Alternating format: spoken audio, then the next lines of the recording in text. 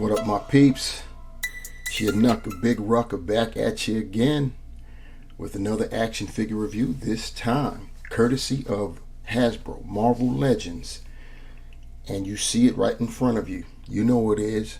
You know what the rules are. Finally here, after painstakingly going through each of the figures in this wave, we finally got to the Build-A-Figure. I'm talking about the X-Men Bonebreaker wave, which was released straight up piecemeal. I mean, if there was ever an example of nickel and diamond, this X-Men Bonebreaker wave was definitely it. But here we are, acquired the last piece of the puzzle, which was Havoc, who strangely enough had quite possibly the least essential parts of Bonebreaker, the barrels, but still needed them if you wanted to 100% complete this figure. Bonebreaker's been highly anticipated. When it was first announced, it stirred up some big excitement in the collecting community, Marvel Legends in particular, X-Men fans especially, and here we are. We've got all of the pieces together, and we're going to begin putting them together. But before we do, let's go over which pieces came with which figure. You've got Siren came with the left portion of the tank. Havoc, as we've recently seen, came with the barrels. Vulcan came with the torso and the additional sets of hands. Maggot came with the head and weapon. Darwin came with the right side of the tank, and Saber Tooth came with all of the mechanical pieces. Wolverine, of course, was unrequired to build Bonebreaker. So now let's get into it. So first, we have both sides of the tank, and before we can put those together, we have to get the turret, which is the bridge, if you will, between the human half and the mechanical half. You make sure that the red is pointing forward. Then you find the notch where it fits in. It slides in. Then you take the other half. You also, I may come off camera a little bit to do this part. Make sure that they're, see, that wants to get in the way there. There we go. You make sure they're lined up, and then you press. And there you have it. So technically, half of Bonebreaker is taken care of. Next, we'll put Bonebreaker's head onto his body. Keep in mind that this collar piece is separate and loose, and when the head isn't on, it could fly off. But it's gray, so you shouldn't have any problems in terms of losing it. Next, we have the back of the tank, and I've already partially separated it because this grating here has pegs and peg holes that it has to fit into. So partially separating the tank, I get the pegs lined up with the holes, and then squeeze again, and this can flap up and go down, and it could be used as storage. Next, we have the engine block, and it's looking like I have to separate the tank again. Apparently, you have to have all of these things in place before you put the tank together.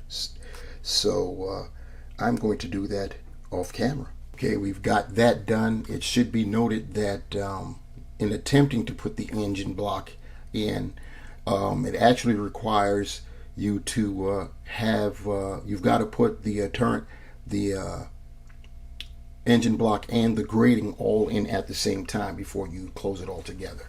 So hey, live and learn. So next up, we're going to turn our tank to the back, and we're going to apply the barrels. And the barrels are identical, so they can go in the same way. So it has a hole there So I'm going to line that hole up and stick it in. This one too. Line it up.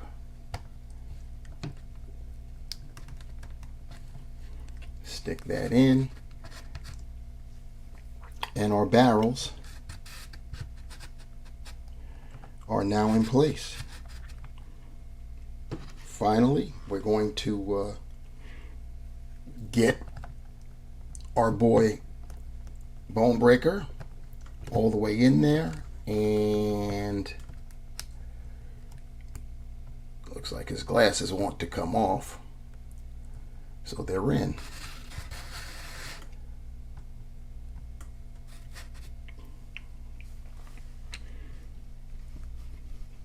And that's our guy. So now all I have to do is equip him with his weapon, and if I want, I can change out a hand, which I'll do, and Bonebreaker will be complete. And here we have Bonebreaker fully put together with his weapon in hand, and his one hand I put his fist in. Keep in mind that his wrist bands are loose piece, so they could fly off when you remove the hands. But yeah, that's our Bonebreaker. This is what we've been waiting on, and can't front, it was definitely worth the wait. So let us get up close with Bonebreaker so we can see what's up with the articulation. So looking at Bonebreaker up close, we've already looked at the details of the head and the body, and of course all of the pieces. So this is just to stay with our procedure of being up close and personal. Bonebreaker's looking good. He's got that crazy yelling head there, and you can, if you want, with the glasses, either remove them entirely or move them up so you can see those crazy eyes. So yeah, this is definitely a nice figure, and we've got another addition to completing our Reavers team, and yeah, it's pretty cool. As far as his articulation goes, as it were, his head is on a ball hinge, so he can look down, he can look up, he can do a 360. He gives you some of that attitude. His arms, he can get to 90, close to it. He can do 360 with it. He's got bicep swivel, double jointed pinned elbows. He's got wrist rotation and a horizontal hinge. As far as that's the fist. The fists are horizontal. His right trigger hand, and he has trigger hands for both sides, that's vertical. And as far as the left, that too is vertical. So you've got that. As far as he's got an ab crunch, he can go back that far. And don't worry about this piece, it's just there. It didn't break or anything. It just gets tucked in. And he can go forward that far, which is cool. And then you're not going to get him to turn too much on the turret, but the turret will not move at all. I guess you have to get something if you want to get him to move a little bit. There we go. Yeah, he'll click. I wouldn't try to go too far. Just lost the glasses there. I wouldn't try to go too far, but you can get some articulation out of the waist there. The tires or the treads on the tank, they don't move at all.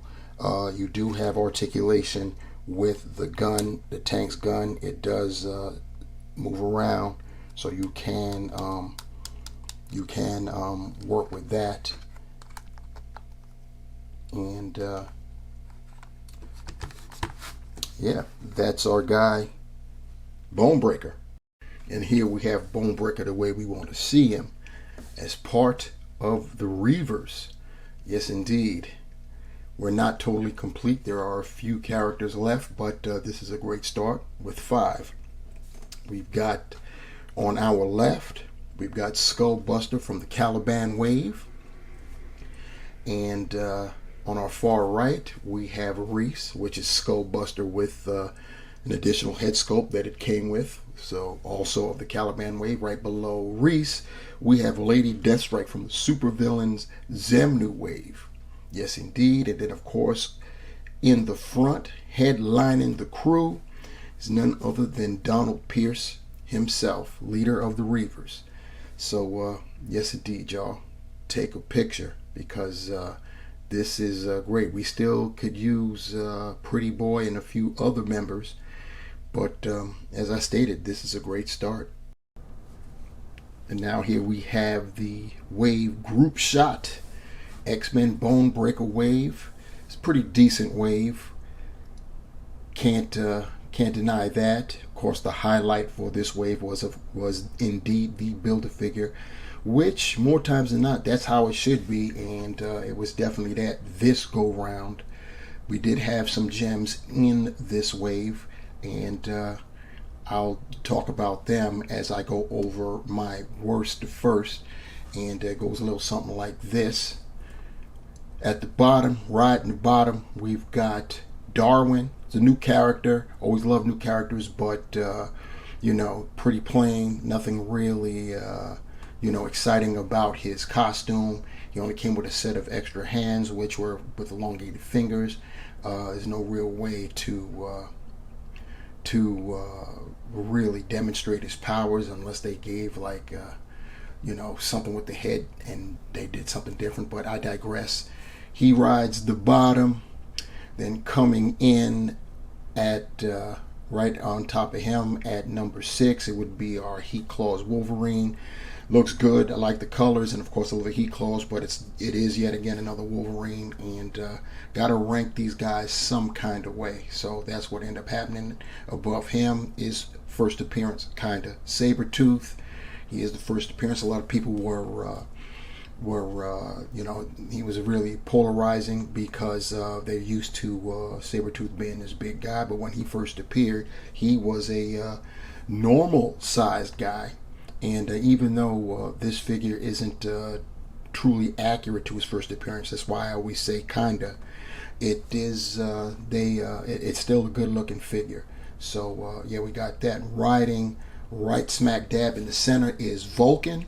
He's also a new character, and his costume is just as plain as Darwin's, but he's on the new Buck that's going to become our standard Buck, which will eventually phase out the Bucky Cap mold. And that's a welcome bit of news for us. He could have gotten higher, but he comes with no effects. Considering that he's an energy wielder, they could have done something as far as that is concerned. Speaking of energy wielders, the same goes for who's coming in at number 2, which is Siren. New character. We're in need of a Banshee, so she will do, but she should have come with an additional head sculpt. Showing her power, screaming. And of course, topping it off at number 1 is Havoc, whose costume is actually even more bland than Darwin's or Vulcan's, but it's those effects that do it straight up. And then if I was going to count the Build-A-Figure, Bonebreaker would come in at number 1. So yeah, that's the wave, y'all. Take a peek, love it, get it. And what I also want you guys to get is on it. And like, share, and subscribe. Please do so. I'm trying to get to 500 by the end of July. And leave your comments below, questions, comments, concerns. I'm with it. And if you want to be notified for the next time I upload another video, hit that bell, and that will happen. X-Men, Marvel Legends, Bonebreaker Wave, The Ruckus. Until next time, my peeps, remember, the hunt continues. And I'm out. Peace.